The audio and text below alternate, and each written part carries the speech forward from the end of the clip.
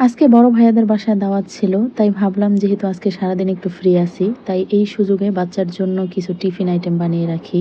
Hello everyone, আসসালামু আলাইকুম। কেমন আছেন সবাই? আশা করছি সবাই খুব ভালো আছেন। বরাবরের মতো চলে আসলাম নতুন আরেকটি ভিডিও নিয়ে।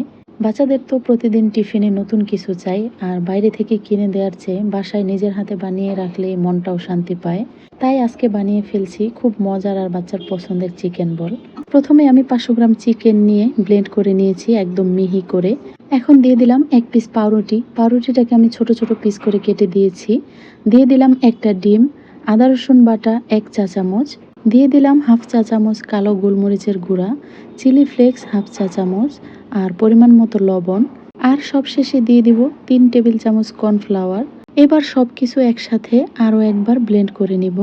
আমি সবসময় বাচ্চার টিফিনের জন্য যা কিছুই বানাই একটু বেশি করে বানানোর ট্রাই করি, কারণ যাতে বেশ কয়েকদিন দিতে পারি। প্রতিদিন তো আর কিছু বানাতে ভালো লাগে না, তাই যেদিন বানাই একটু বেশি করে বানিয়ে রাখি। সবকিছু ব্লেন্ড করে নিয়েছি, দেখতে পাচ্ছেন মিশ্রণটা ঠিক এই রকম হয়েছে। একেবারে পাতলাও না, আবার একেবারে শক্তও না। এর কনসিস্টেন্সিটা একদম পারফেক্ট হয়েছে। আমি একটা বাটিতে নিয়ে নিলাম। খুব বেশি নরম হয়ে গেলে সামান্য একটু কর্নফ্লাওয়ার দিলেই হয়ে যাবে। হাতে আমি সামান্য তেল মেখে নিয়েছি, এতে চিকেন বলগুলো বানানোর সময় হাতে লেগে যাবে না। পরিমাণ মতো মিশ্রণ নিয়ে হাতের মধ্যে আমি গোল গোল করে চিকেন বলটা তৈরি করে নিব। আমি একটি চামচের সাহায্যে মেপে মেপে নিচ্ছি, যাতে সবগুলো চিকেন বল একই সাইজের হয়। বাচ্চার টিফিন মানেই আমার কাছে প্রতিদিন নতুন একটা চিন্তা, আজকে কি দেব, কালকে কি দেব। এখন অবশ্য চেষ্টা করি যখন একটু সময় পাই তখনই আগে থেকেই কিছু হোমমেড আইটেম তৈরি করে রাখতে। আজকেও আসলে তেমনই একটা দিন, দাওয়াতের জন্য অন্য কাজের চাপটা একটু কম। তাই ভাবলাম এই ফাঁকে এমন একটা কিছু বানিয়ে রাখি যেটা পরে ব্যস্ততার দিনে কাজে লাগবে। মিশ্রণটা কতটা পারফেক্ট হয়েছে দেখতে পাচ্ছেন, হাতে নিয়ে একটু গোল করে নিলেই কতটা স্মুথভাবে গোল হয়ে যাচ্ছে।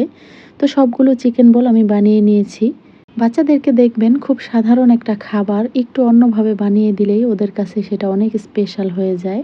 আর আজকে চিকেন বল বানানোর আরেকটা কারণ হচ্ছে, বাচ্চার পছন্দের খাবারের মধ্যে চিকেন থাকলে সেটা নিয়ে খুব একটা বুঝিয়ে খাওয়াতে হয় না, নিজের ইচ্ছেতেই খেয়ে নেয়।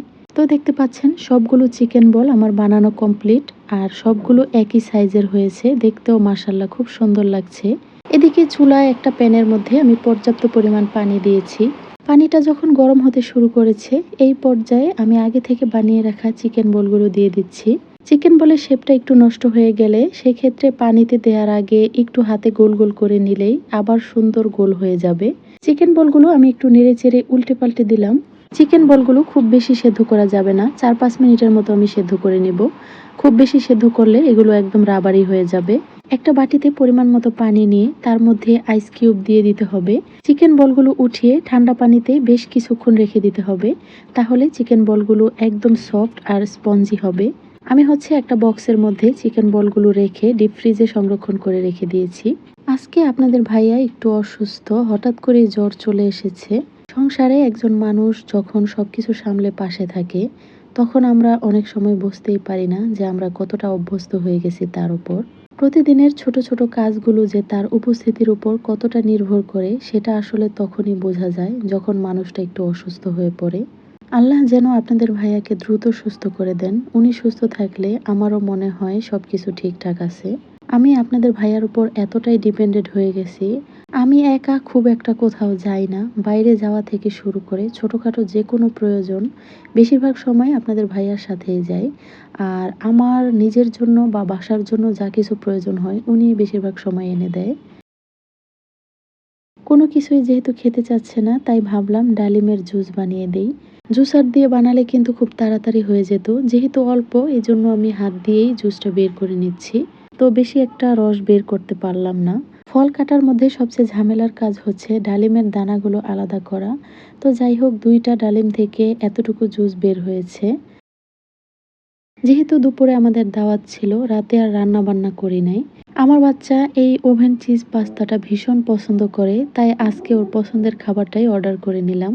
মাঝে মাঝে মনে হয় প্রতিদিনের সবকিছু একদম পারফেক্ট ভাবে করতে হবে এমন কোনো কথা নেই।